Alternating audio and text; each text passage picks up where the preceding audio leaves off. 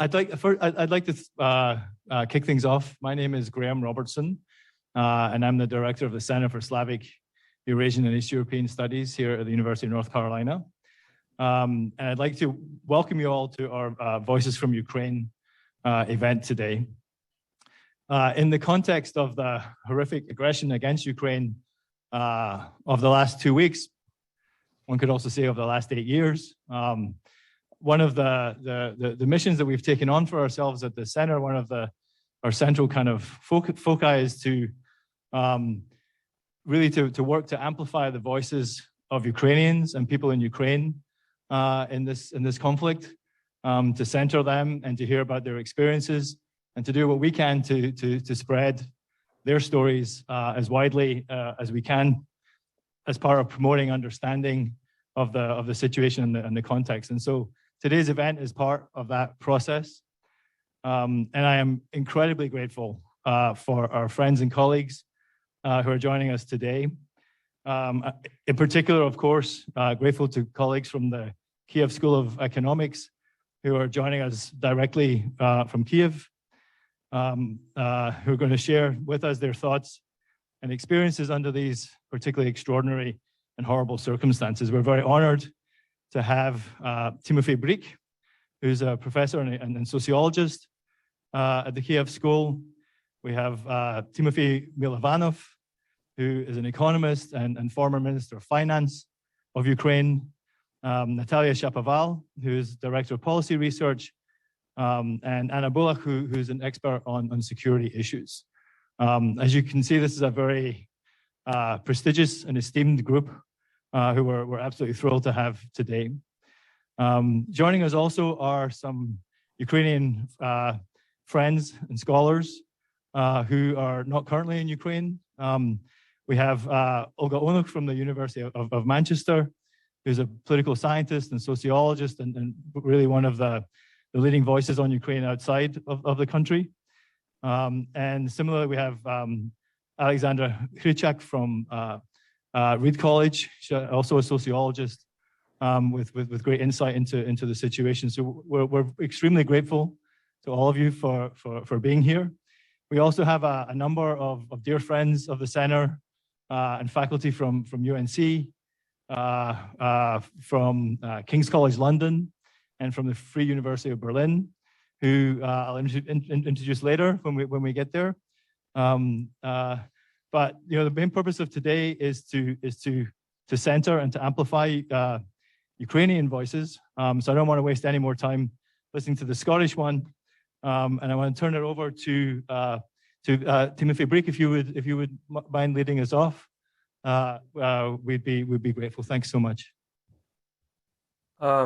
Thank you for your introduction and for inviting us. I want to start saying that I'm talking now from Kyiv, from my apartment in Kyiv. I am relatively safe as one can be, even though occasionally I visit my shelter, and my girlfriend and we are walking around the neighborhood, checking for saboteurs, which is something that civilians are asked to do by the government. This is necessary for our own safety.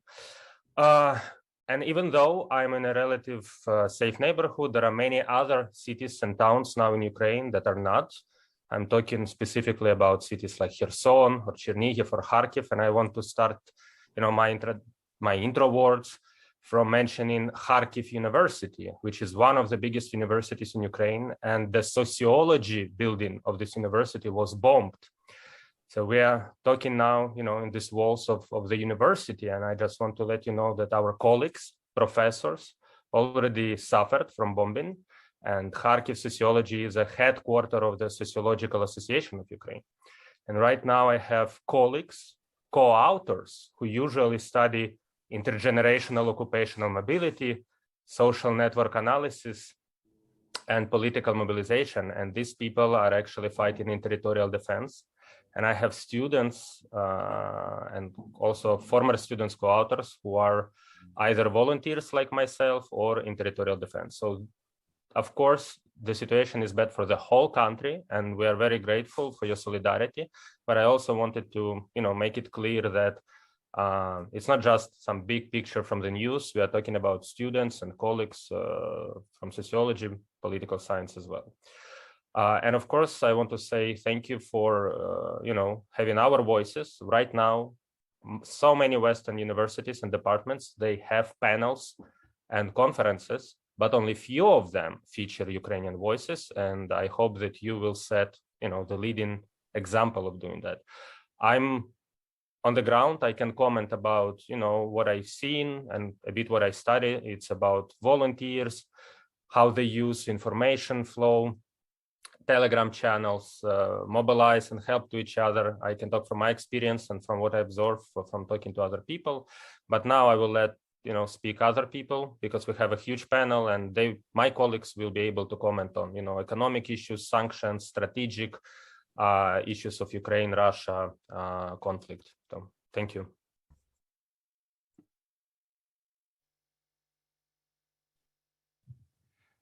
Thank you, Professor Milyanov. Thank you very much for having us. We're a little bit further away from Kyiv. We were in Kyiv in when it all started, but we had to move gradually a little bit. I want to make 2 points. One is, let me tell you what my experience is. In 2014, I still am an academic in the United States. So I'm economics professor at Pitt. And last week I was in Pitt. No, maybe it's not last week, it's 10 days, I don't know. 4 days before the war, I was in Pitt, and I was worried that things are gonna get really bad. And I have my family here, extended family, and I also lead the Kyiv School of Economics. And we have to do it. And plus, I'm Ukrainian, so I came back trying to, hoping it won't happen, but running some security protocols. And so we have been able to execute them within 30 minutes of the attack. Many people evacuated, and we backed up everything. And Kyiv School of Economics is operational at this moment. We are providing analytical support to the government. We're providing supply chain support to the military. We are providing fundraising support to the humanitarian relief in Ukraine. And so we just reoriented our entire university towards working in the current situations and helping Ukraine be more resilient. We have to win this, and I'll explain why in a second. And our students, today some students got relocated finally to the Western Ukraine. They just called me because they are volunteering. Some students are in the military. Our former head of business school just got drafted and enlisted, and our current head of business school, she was in the area controlled by Russian assault force north of Kyiv. So she had to evacuate today, and yesterday she couldn't, and the day before yesterday she couldn't. So she got it to Kyiv. She got it, and today, and I'm just hoping she would get out later. Okay. And when she was in Kyiv today, she said, "Oh, it's a resort here. It's a vacation relative to what I just experienced." We're reading these awful reports about what's happening in Kyiv, and she was saying it's just really like a nice place to relax here. People have no idea what it is really out there in the suburbs. So I think I want to make a couple of points. One point is that we need no-fly zone. Regardless of whoever and whatever is saying, this is just politics. People are dying there, kids are dying there, and we can approach it from a very pragmatic or very humane point of view. We're all humans. We have to stop it. It's gonna become Syria or something if we don't stop it. There'll be nothing left here, and it's just not right. And it's easy to stop. Ukrainian military, the ground forces, they're excellent, they're superb. They're resisting despite being bombarded. And imagine if air is closed, Ukrainian forces just push back the Russian military back to the. Now, there are a lot of discussions about, that this would aggravate Russia or provoke something. How much more do you need to provoke Russia? They've been shooting today at the nuclear power plant. They have executed what is the right word? They executed, they demonstrate, publicly executed, to make an example, several people in some cities, just in front of the crowds. No, that's not military. This is something beyond that. And if this evil is not stopped, now I'm going to talk pragmatically. It will be at the border with Poland, Slovakia, Romania, Hungary. It will be there. And I think the world has the best chance right now to stop this evil, because Ukrainians are willing to fight. So please help us, help the world by enforcing no-fly zone. Now, people are worried that it will escalate with Russia. There's nothing to escalate. I remember this discussion. They have always been there. It just, the West helps, but always a little bit too little and too late. I remember the same argument done in 2014, that if we send javelins or stingers to Ukraine, that will provoke Russia. Now we're sending them. It's just 8 years too late. And the same is going to happen with the no-fly zone. Remember my words, just mark them. How many people will have to die? How many tens of thousands? So that the West will help enforce no-fly zone. Okay, so that's one point I want to make. The second point I want to make is that people might be in denial, but this is not going to stop at Ukraine if Ukraine falls. Just look at the pattern. It's 2008 Georgia annexation, 2014 Crimea. It is Belarus, which de facto has lost sovereignty because the Russian military is simply launching attacks from Belarusian territory. So, does it mean that has Belarusian parliament voted for something like that? So, I don't think they really have any sovereignty anymore.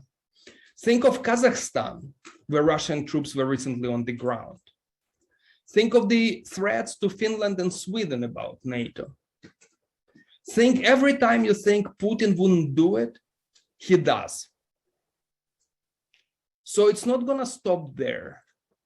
Unfortunately, he will have to be physically stopped, either internally through some kind of fall of the regime and revolution, or it has to be fought out in the European fields, somewhere, in Ukraine or elsewhere. So please don't be in denial. Look at the evidence. Don't do theoretizing and conceptual thinking about what kind of rational argument we can apply or deterrent strategy. Deterrent strategy has not worked. Sanctions have not worked. There's no reason they would work. The person who is willing to kill 10,000 of civilians, 100,000 of civilians of his own, it's even worse. He is sending these kids who are clueless, in Sumy, in North. These guys who showed up, they thought they were in Crimea. So the first battalions were just executed essentially because they just put some pressure. They saw they in Crimea, they started suppressing civilian population, and Ukrainian military just shot them. They had no clue. And he would send more and more and more troops, and they would get shot. That's his own people. Now, he was talking about Sumy, Kharkiv, Odessa as being the stronghold of Russians and pro-Russian Ukrainian population. These are the most heavily bombarded cities now. Kharkiv is being destroyed. It had one of the largest supports in terms of shares of votes for pro-Russian parties. He's bombing his own electoral base.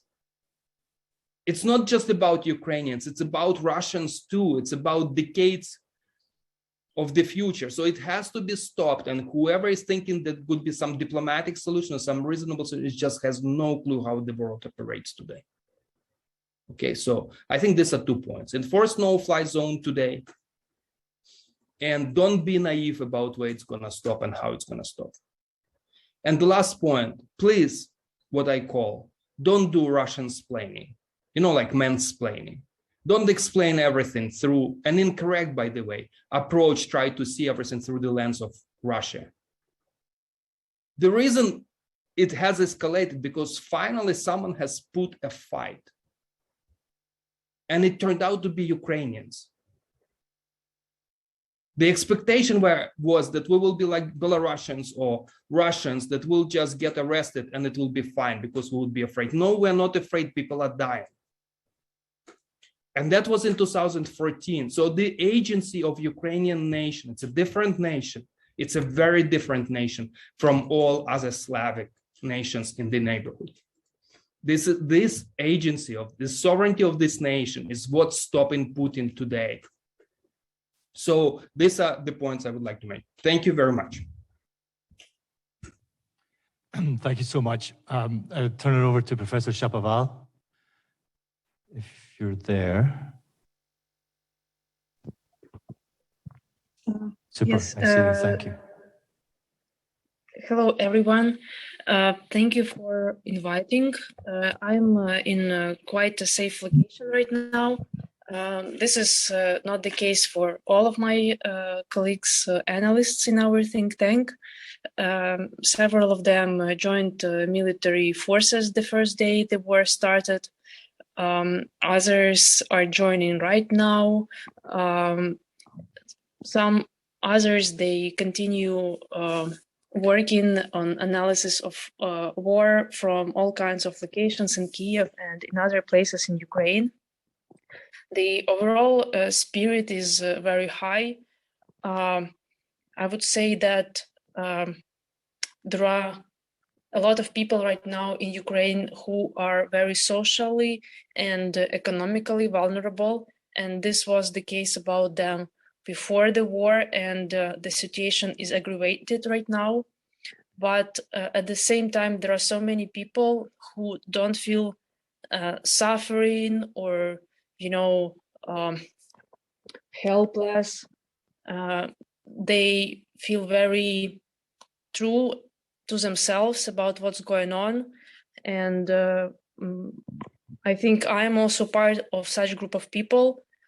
We all feel very good about being able to fight for our right to decide for ourselves, and we will not allow anyone to decide whether we should leave or not, what we should think, where we should go, etc. And we are pretty sure that we will win this war because we are totally right and we are fighting against evil. We feel very good about international partners. Of course, this is all true what my colleagues told before, that when somebody is being raped in your room, it's one impression, and when the same situation happens several kilometers from you, it's totally different impression. And it takes time to realize for people, and that's why getting support to fight against Putin takes time. But still, all countries are making heroic efforts to support Ukrainians, to provide those who have to leave the country with shelter and place to live, by providing the military support, which is really, really crucial, and by introducing sanctions that we wouldn't expect would really be introduced. Thank you. Over. Thank you so much. Next is Professor Bullock. Hi, everyone. Thank you for inviting, and thank you for the floor actually to share the insights. So I'm also in relatively safe place outside of Kyiv. My brother, he's fighting. He is already a veteran. Since 2015, he's been fighting and in eastern Ukraine, actually Battalion Azov, and I would assume that many of you heard this name in, I would say, Russian propaganda lens. I'm originally from Donetsk, and my family originally also from Donetsk. When war erupted in 2014, that time I was working in a think tank in Estonia under the Ministry of Defense. And as a professional security and defense analyst, we've been covering the whole spectrum of ways how Russia has been conducting on the territory of Ukraine, and tried to outreach to the West that it's actually not a civil war and not internal conflict.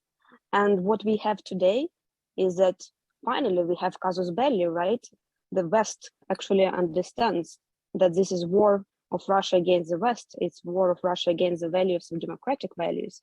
And Ukraine is fighting not simply the war of defending its own independence, is actually fighting the war of protecting those values that Ukrainians chose. And at some case, this transition from 2014 to 2022 took 8 years. And I would say that it won't stop in a point, it won't stop on Ukraine if Ukraine falls. And Europe has to understand it finally that Ukraine is fighting today Europe's war.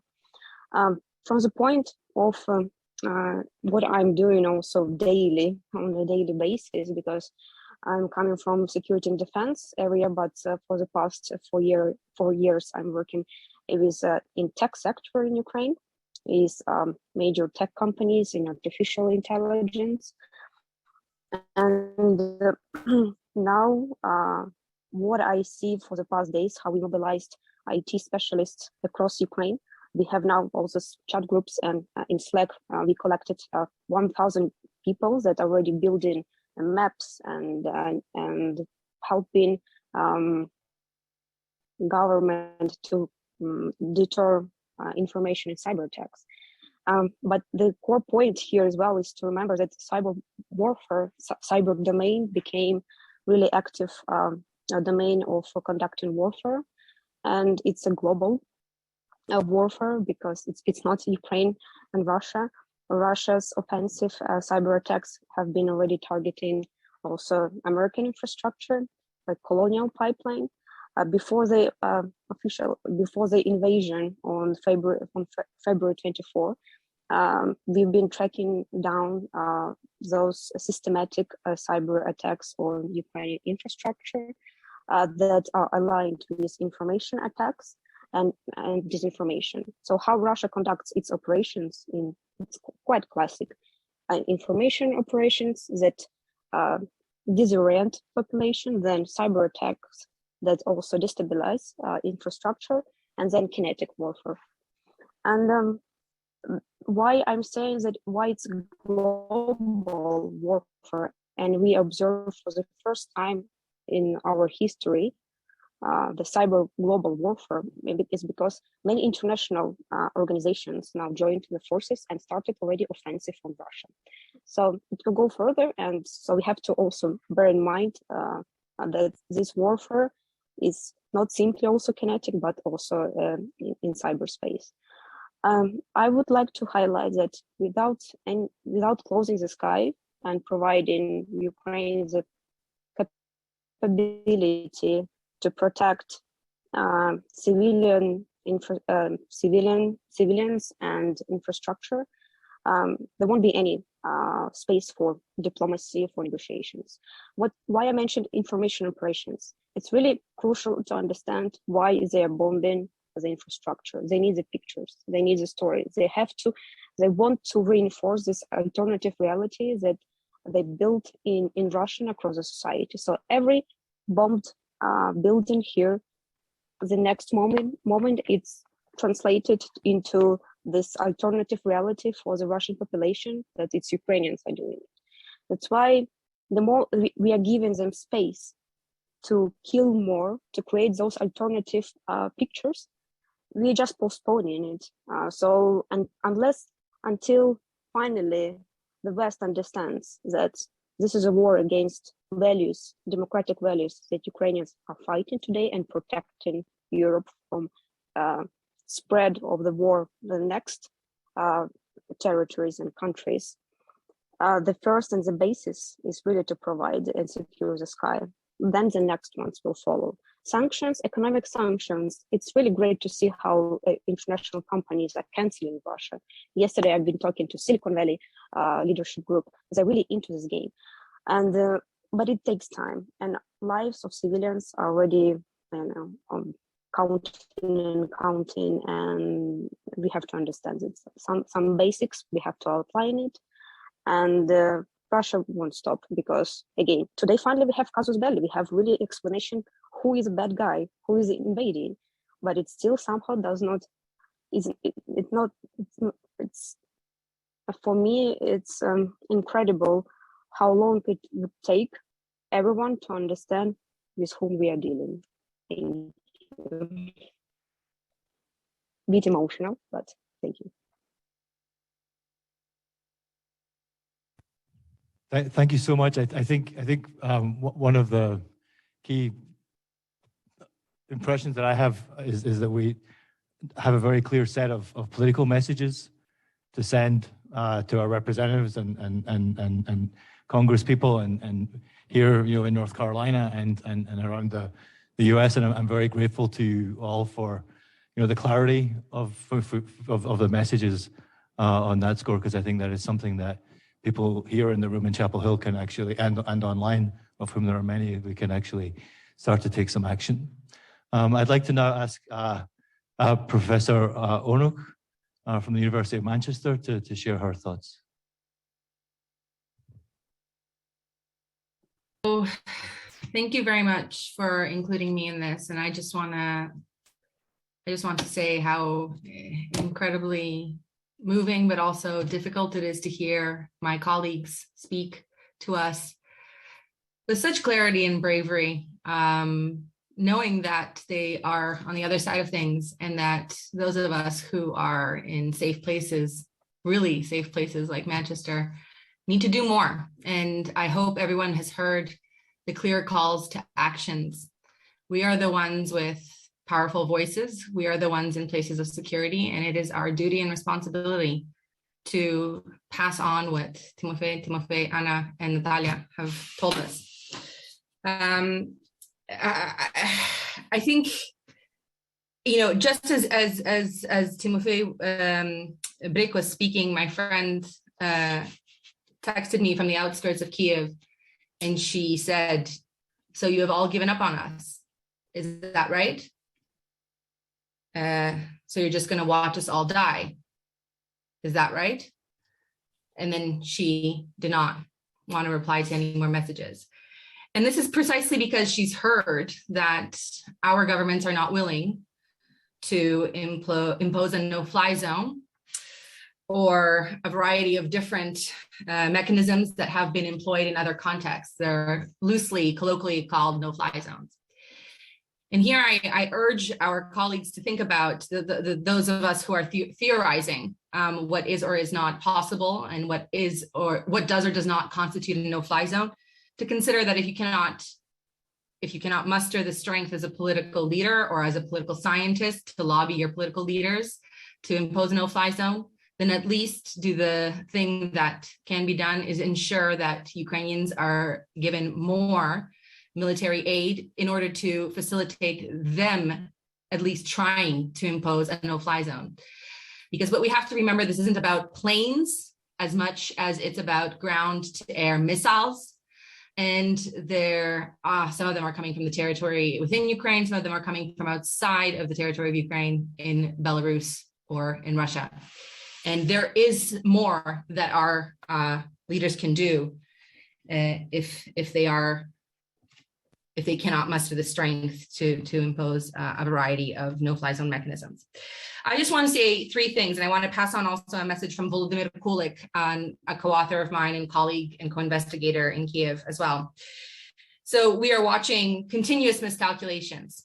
And I often say that these are miscalculations on Russian side, the miscalculations about Ukrainians' capacity to fight, about Ukrainians' civic identity, which also Graham has shown with his colleague Grigol Pop-Elikish, the attachment to homeland that Ukrainians have, which motivates their action today, and the incredible acts of bravery from soldiers to ordinary citizens. The Russians have also certainly underestimated Western unity and coordination, which has shown, at least at this point, to the clear skies aspect, has shown that there is some limits. Hopefully that is not the case. And of course, Russian troop to task capacity has proven rather incompetent at times, which for those who do study defense military and certainly Russian army, that is surprising. Then even the use of paratroopers in the case of a lot of these cities. Paratroopers are meant to look big, brawny, and capable, but they're not actually very good hand-to-hand ground combat troops. The Russians imposed this tactic of using paratroopers in cities because they really did believe that they would be dealing more with protesters that need to be quelled rather than people willing to defend at all costs. And so there's losses also on the Russian side, and morale is low. We know all of this, which suggests that they might seek to take more escalatory tactics. This is precisely why I think I want to further highlight once again, clear skies, and at least helping Ukrainians try to do it themselves if we are not willing to do so, because we, from afar, our analysis so far has been, well, Russian troop to task, incompetent, paratroopers, bad tactic, losses, morale low, somehow deciding that this is a victory, not connecting the dots that this might lead to further escalation, the use of already cluster bombs and beyond, that we simply cannot stand by and watch. We just simply cannot do this. So Volodymyr Kulik added another miscalculation, and he couldn't be more right. And I think Timothy Milyanov also reflected this. The West miscalculated themselves how strong and capable the Ukrainian population is, the state, its military, and the civic identity that motivates it all. And they also miscalculated repeatedly what the Russian army and Putin will do, including some people that are on the stage perhaps as well. And I think we really need to carefully think about, are we making yet another miscalculation by refusing to defend a country that is telling us they are not only defending themselves, but defending the idea of democracy in Europe and perhaps beyond. Perhaps that's a little bit more polemic than one might expect from me. I tend to be quite dry and empirical, but I think that's the time is past for dry and empirical analyses. These are personal tragedies, and we bear responsibility for them. And so I want to stress that all of you at one of the finest academic institutions in the United States and beyond, you do have power, you do have privilege. It is time to use it, whether you are staff or students. If you are so inclined, then join and organize events. If you are so inclined, donate, whether it's goods or financially, to the variety of organizations possible. Write your politicians, pick up the phone if you're a professor and actually contact a politician. You have the capacity to do this. And if you're not doing this, then I think you are, in fact, failing in your civic obligation as a member of the academy. And if you have a friend in Russia, call them, because they are restricted in the information that they have access to. And most of all, reach out to Ukrainians and center Ukrainians in your discussions of Ukraine. Thank you. Thank you so much. Professor Hurczak?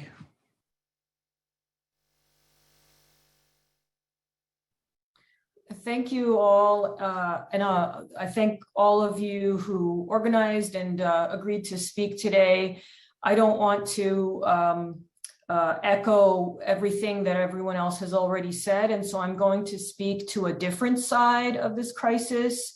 I'm going to talk about the humanitarian crisis, and I wanted to say, I'll start by saying that we have pretty good ideas of what will eventually happen if we look at the way in which the so-called peace process backed by international organizations after 2014 operated. And I want this to be seen as a cautionary tale about how our international community needs to learn from its mistakes. Something that I think echoes what people are saying today, which is that there has often been a kind of looking away from the realities on the ground of how the Russian state has been sponsoring violence and undermining the Ukrainian state now for a good 15, possibly even 20 years. And I'm concerned, of course, about my friends in Kharkiv and in eastern Ukraine, close to the separatist regions that have been an ongoing source of terrible violence and that have been largely ignored, I think, by the international community who, and this speaks to what peace process might mean if we are not careful about how we understand the hybrid warfare tactics used by Russia. I wanted to just recall for all of us that this armed conflict did not begin 7-8 days ago or even 2 months ago. It started in 2014, shortly after President Volodymyr Yanukovych fled Ukraine for Russia after attempting basically a coup and the installation of a Russian puppet dictatorship. And it was then that Vladimir Putin received permission from the legislature of Russia to use military force in Ukraine, ostensibly to restore order and protect the safety of Russians. And I want to just say that at this time, we think that there are a lot of refugees in Ukraine. At that time, there were already more than 1 million refugees, and many of them continue to live in really dire conditions.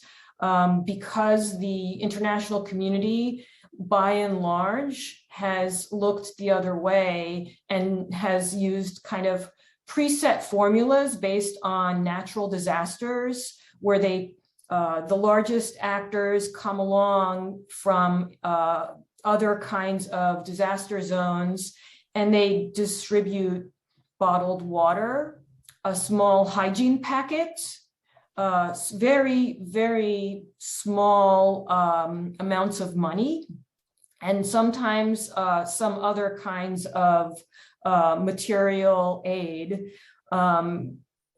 Unfortunately, what this approach ends up doing is it's a Band-Aid approach that sort of asserts that the international community has in fact responded to the humanitarian needs of these populations. But this, in fact, is not true, because in the case of the conflict that was ongoing since 2014, this ongoing conflict continued throughout this last 8 years.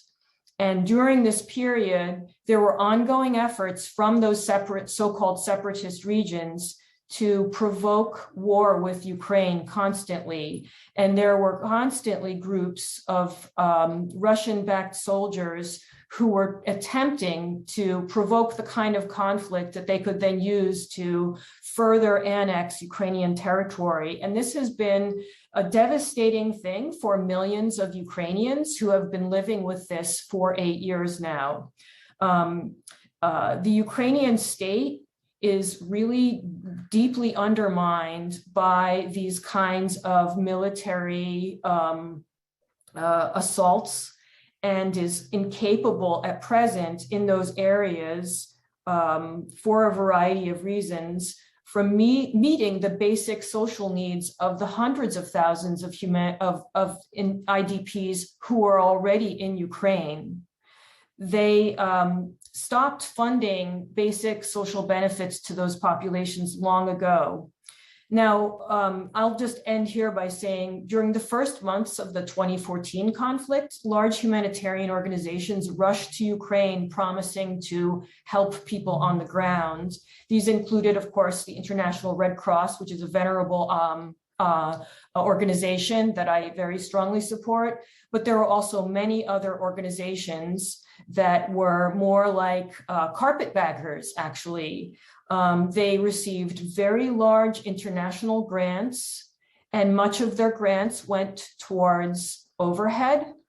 I interviewed chiefs of party of large humanitarian organizations who lived in $500 a night hotels for months, where they were living in luxury along with the rest of the heads of the international aid organizations. Meanwhile, at the other end of the food chain, basic needs of the refugees were completely neglected. And I also wanted to say international organizations need to realize what Russian infiltration of these organizations does to undermine their primary objectives. And so where I would like to finish this is by suggesting that if we want to help Ukrainians who are now even more under the threat of a humanitarian disaster and possibly genocide, that we need to direct our donations to Ukrainian organizations that are volunteer-led, because the international organizations whose Western staff are being put up in $500 a night hotels, they are not helping Ukrainians at all, really, with their three bottles of water that they end up distributing, or their hygiene kits. And so I would recommend to all of you that if you want to help right now, that you directly donate to Razom for Ukraine, which is a volunteer organization that has been working on the ground in Ukraine since 2014 and has done amazing work on a shoestring budget. And I would really wish that the international organizations would look carefully at their understanding of how needs should be met in these complex situations that are nothing like natural disasters. Thank you so much, and we'll get that that contact for Razom on our website straight after this meeting. I see that Timothy Milovanov has his hand raised. Thank you so much. I'll try to be quick. I will have to go in 7 minutes. I would like to apologize for this, because we do run operations here. I also want to second Alexandra in really, you know, I have led the Kyiv School of Economics, the premier university in Ukraine, with graduates who now faculty at Berkeley, Princeton, you name it, okay? They have been everywhere. They're as good as it gets. I myself have top publications. I'm also a graduate of the Kyiv School of Economics. So, you know, I started leading it in 2015, 2016, after exactly the annexation of Crimea, after the Revolution of Dignity, because I thought it's time for us to build our sovereignty institutional too. So Kyiv School of Economics has institutional sovereignty, and the attacks happened on Thursday. We paid advance salaries on Thursday and Friday. So our financial managers, while evacuating, managed to pay all the salaries that people have said. We had security protocols in place. We triggered that immediately. We triggered the top management meeting within 30 minutes of the attack. So it was 5:30 or 5:45 a.m. when we had the management team meeting. All vice presidents were there. So and I remember the Western donors, when I was talking about, you know, in 2014, 2015, 2016, asking them to invest in building our university, there's zero appetite for this. So I really had to change the fundraising strategy. And I rely now on Ukrainian business as a stakeholder. And so we have been able to build a building. You know, in 20 years, Kyiv School of Economics has not been able to have a building. In several years, moving towards, you know, changing from relying on foreign donors to relying on local businesses. we have been able to achieve much more than we have been able to achieve in 20 years. This tells the same story, that the West has not been able to provide structure for building institutional sovereignty, and that the West has underestimated Ukrainian institutions, in particular like Kyiv School of Economics, and was always approaching in a very myopic way, project-based.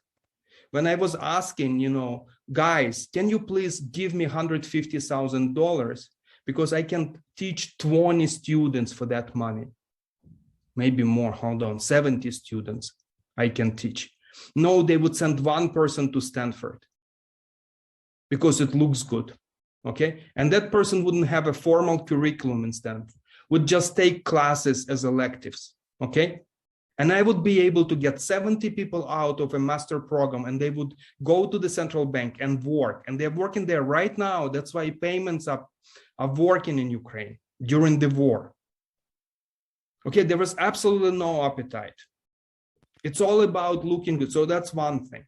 I have to pitch too. I'm going to put it there, a link. We have donation page. We accept everything from crypto to Ukrainian hryvnia to anything to US dollars. We're actually US and non-profit registered and compliant organization. So you'll get tax deductions. We have established supply chains. We're shipping humanitarian relief directly to Kyiv right now because we're on the ground. And we have been able to, we just opened fundraising over like two days ago. We have been able to raise $2.5 or $3 million. And I'm on direct line with the head of the central bank and the military and defense and head of the humanitarian department in the ministry responsible for this to make sure that the money is going, efficiently, no middlemen, delivered, no fraud, nothing. There are institutions like that, and we have been underestimated as an educational institution. Everyone was always setting up dual degrees with Moscow universities.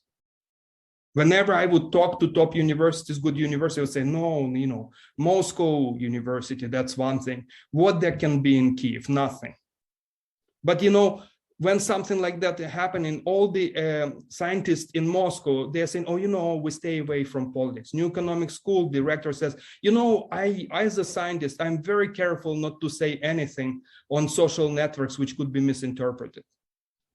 I'm posting videos of people shout, and Facebook is banning me for saying I'm creating disturbing content. It's Russia which is creating disturbing content. Maybe Facebook should ban Russia, not me. And maybe Russian scholars, which have been praised by top universities, maybe they should voice their view of what's happening. I understand it's difficult, but I was on Maidan in 2014. I was on Maidan on the revolution in 2004 at the risk of being arrested. Our analysts have been arrested. They have been beaten up. I have graduates who have been kidnapped. We are not afraid. We're built. It's sovereignty. It's intellectual sovereignty too. We're fighting for this. So, I think it's our struggle to be understood and be given agency. And I'm asking you to do that. And I'm asking you to sponsor not $500 hotel rooms, as Alexandra said. Thank you so much. But bottles of water on the ground. So I'm going to post a link and I'll have to go in a minute. And thank you so much for organizing this. Thank you, Timothy. That's extremely powerful. I would like to. We have two of our own UNC people who are joining us from Sofia, Bulgaria, and Birmingham, I believe, in the UK. So I want to give Sylvia Nitsova, who is one of our doctoral candidates, who was in Kyiv up until about 2 weeks ago, conducting her research. And Milada Vahudova, who is a professor here at UNC. If you guys get first dibs on questions or comments for our Ukrainian group, who would like to go?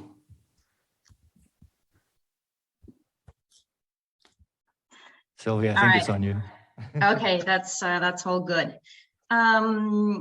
So yeah, just like Graham said, I was in Kyiv until the 15th of February, when I decided that it might be better to alleviate my friends from the burden of taking care of me, a person without a car, in case something bad happens. And I flew to Sofia, to Bulgaria. Pretty much after Putin's speech, 1 hour speech, I was convinced that there will be some kind of military action on the ground that's probably not going to end up well. And I want to make just one point really that echoes a lot of what has already been said. And this is that what I'm seeing in Ukraine is this remarkable unity all across the board. So the entire society, from the general public to the elite level, the political elite, the economic elite, the people in government, the military, they're all very united. They have managed to build this really outstanding unified front, and are ready to keep fighting. So we should all bear this in mind and realize that these people are going to stay in Ukraine in defending their land and their sovereignty. So we should be careful in which stands we're taking and what we're actually doing, because we're going to bear this responsibility with them.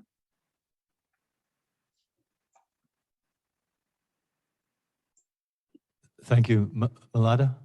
Hey, first I want to thank all of you for being here. It's really just, really, really important to hear from all of you. I guess I just want to make one point and then ask one question. I think my point is, I've been following what's been happening on the ground, and I've been following President Zelensky and other Ukrainian leaders who have been trying to talk to Europe and talk to the West and talk to the United States. And the message that they're trying to communicate to the West, although the West is having a hard time hearing it, I think, is this message that really Ukraine is fighting for Europe, that Ukraine is fighting for European values, that this fight against Putin, the Putin regime, is not a fight that's just about Ukraine or Donbass or so forth. And it's interesting to watch how within a week, everything has changed and nothing has changed. So within a week, everything has changed in many ways in terms of European politics and European institutions. We have NATO that didn't quite know what it was for, more united than ever, at least in some ways. The EU more united than ever, a kind of clarity about issues that should have been clear all along, this sudden clarity about the evil of the Putin regime, this sudden clarity about the dangerous leverage that Putin has over the West because of oil, because of the interconnection between the EU economy and the Russian economy that he controls, the Schroederization of Europe, of course, the deep corruption that has entered into German, Italian, British, well, really, you can put every Czech politics because of the ways in which the Putin regime has economically created clients, essentially, out of people like Gerhard Schroeder, or indeed, perhaps the British Tory party. So suddenly we see things might get better. We might finally get some of this really dirty money out. We see Orban, for example, in Hungary, discredited in a few words. President Zelensky did more to call out Viktor Orban in 3 or 4 words in his speech on Saturday than the European Union, the European Parliament, Angela Merkel, and everyone together did over the last 10 years. So that's pretty amazing, right? So that's my observation, and I actually think it will help. I think Orban's chances of winning the elections have gone down. I think Salvini's popularity will decrease in Italy and so forth. But at the end of the day, none of this necessarily helps stop the bombs falling in Ukraine. So my question is, I'm sure you've all been watching this amazing attempt to communicate with European and American leaders, but what else could be said in terms of trying to convince especially European leaders, that this is a fight that they're already in, that saying, well, we're somehow going to contain it to Ukraine. It's actually not contained to Ukraine. So what other messages or what other ways can this message be sent? Thank you. And that's an open question to whoever wants to take it, I think. Could you repeat the question? Yeah, the question is basically what else could, apart from President Zelensky's incredibly powerful messages, what else could be done to communicate the reality of the situation to the West? Is that a fair summary, Malala?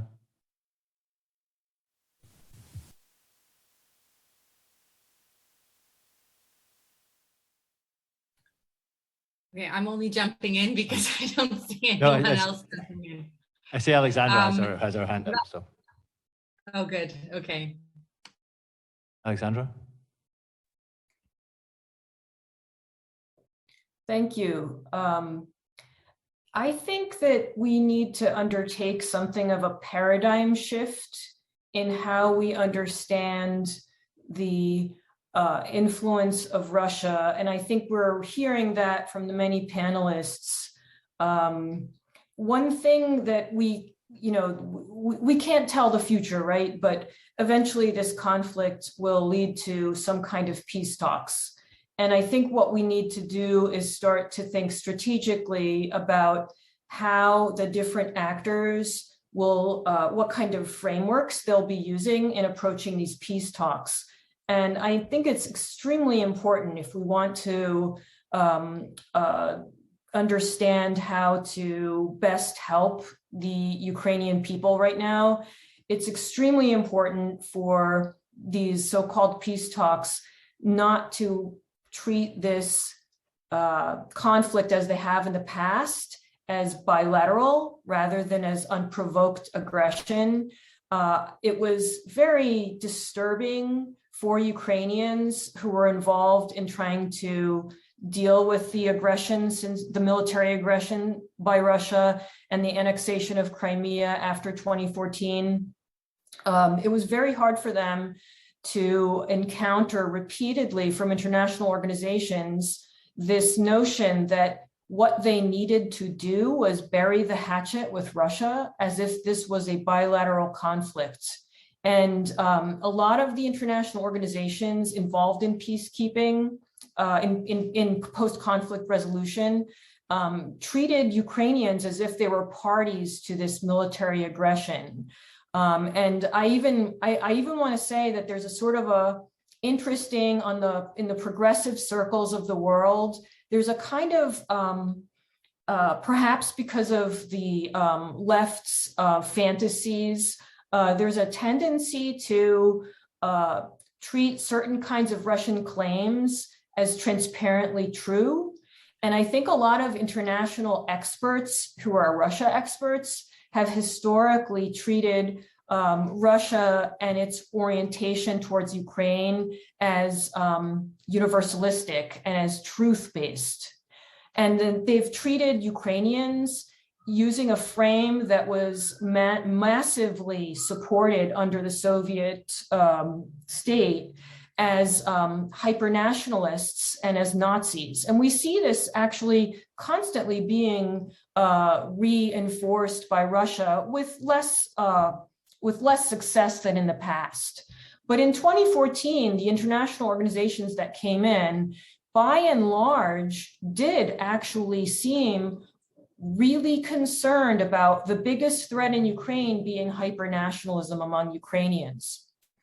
This was not the greatest threat in Ukraine. When I traveled to the eastern regions that had been claimed by Russia as cradles of the Russian Revolution, as they called it, they on the ground did not have a pro-Russian movement, and yet people who were working in international organizations came to believe these fictions that were massively supported by the Russian state and by its allies, that in fact these separatists were local. And if you actually looked at on the ground stories they were brought in from Russia, mobilized in paramilitary and vigilante kinds of campaigns. And I think it's really important for us right now to engage in a paradigm shift where we treat Ukrainians with more, I guess, validation in their efforts to defend their sovereignty and independence. Because when we hear some of the expressions of support right now, and even in the chat, I saw something along these lines, this tendency to want to treat Russians and Ukrainians as equally victims in this war. It's really different situation right now than previously, but the international community has a tendency to treat all conflicts as having two sides, and each side bears responsibility. In this particular case, the international community has to treat this the way they treated the post-war Europe. And there has to be a kind of mobilization, sort of like the Marshall Plan, to reconstruct Ukraine in its current borders and to develop strong state institutions governed by the rule of law, something that wasn't done after the Soviet Union's collapse, unfortunately, when a lot of the international aid ended up going in a lot of different directions and kind of in a way chaotically creates certain pockets of pluralism, but nevertheless created these like islands separated from each other of civil society rather than strong, vibrant, locally rooted civil societies. So I'd really like to say we need something more like the Marshall Plan, where we saw people on the ground who were victims of war as victims of war, rather than as equally responsible for what happened to them. Right. Thank you. I'd like to turn to the room and see if there are any questions in particular for Timofey and Natalia, who I think are still with us from Kyiv. And do we have either a question from the room or a question in the chat? Yeah.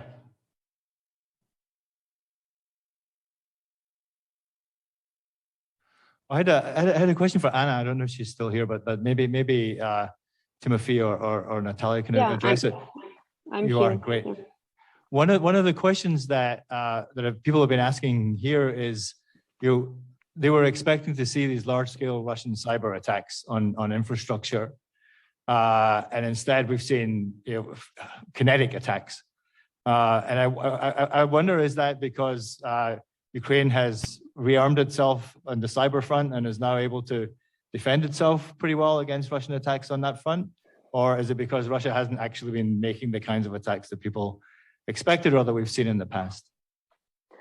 Well, I would say that capabilities and on contingency level across Ukrainian companies and as well as government have been increased since 2015, big scale attacks on critical infrastructure.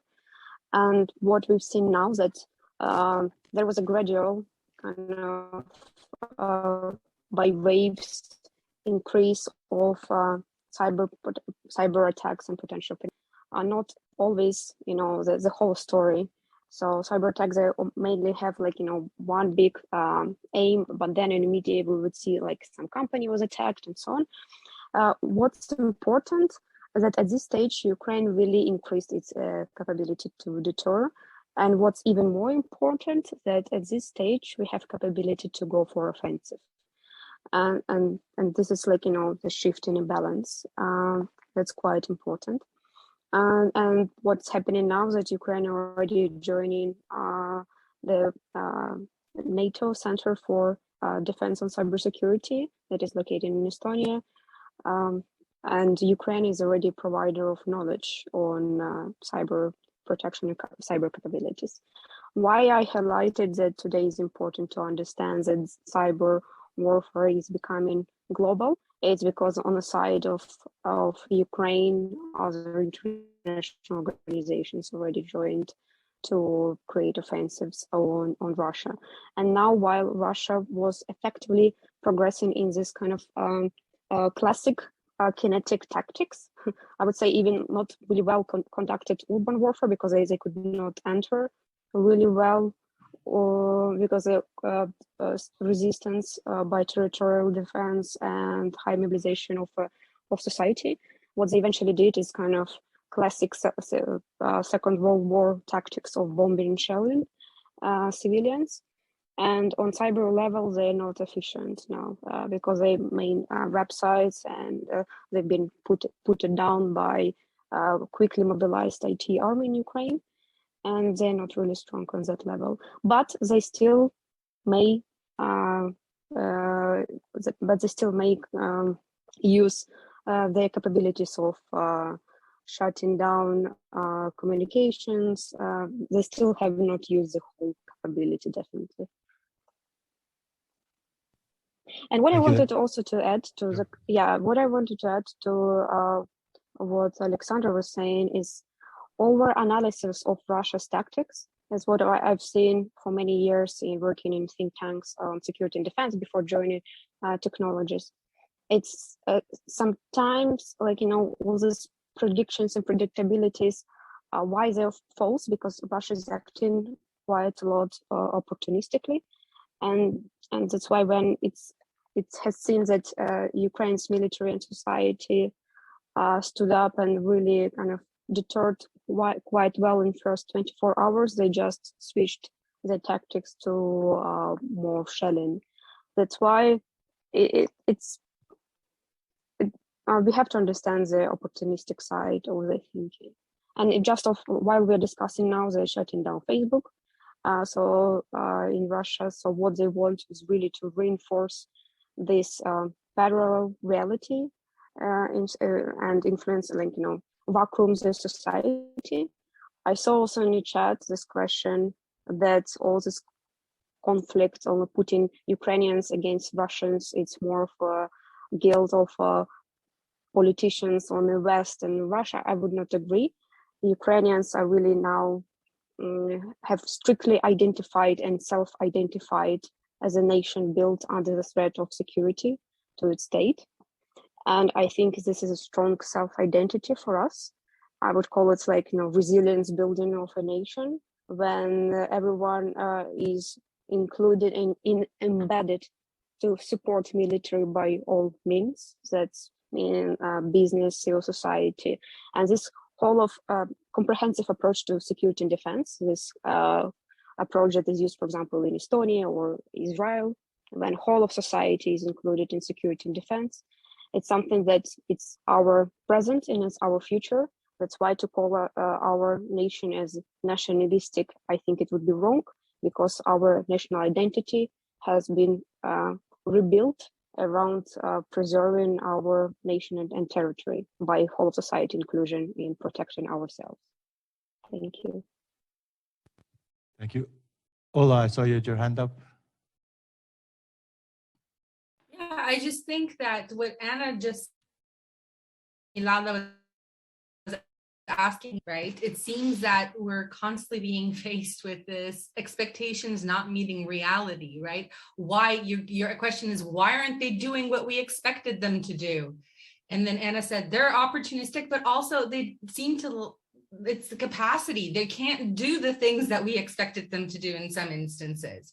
I think that, the troop to task ratio, these things, they are fascinating for that reason. And Milada, I think, while you don't have to probably convince East European politicians to some degree about who's fighting for European democracy, you might have to convince others. But it wasn't long ago that infamously a Polish, I shall not say his name, but a very high-level Polish diplomat was in Kyiv during the Euromaidan and was telling the Ukrainian opposition that they must strike a deal with Yanukovych, because if they don't, you don't understand, he'll be able to get rid of all of you. Even the Poles, who now seem to see a very different version of the story, didn't understand what the Ukrainians were capable of, not so much just in the streets, but in the state. Just a few months back, my colleagues were talking about state weakness, and my colleagues were frequently talking about the divisions when it comes to civic identity across regions of Ukraine. We tried to tell them otherwise, and that this has been shifting over time. So I think what we all need to do, all of us who are scholars on Ukraine and the region, but certainly politicians, write a list of everything we've been wrong about. Write a list of every single time expectations did not meet reality. A list about every single one of the miscalculations we seem to have made about this war, and even the last 8 days, 9, sadly, days of war, because we need to reflect on our own miscalculations that we keep repeatedly making. Sorry, thank you. You know, if I started to make a list of all the things I've gotten wrong, I think I'd never get anything else done. But I have been thinking very hard about all the things that I've gotten wrong and all the things that I've learned. And I continue to learn every day. But I think this is a really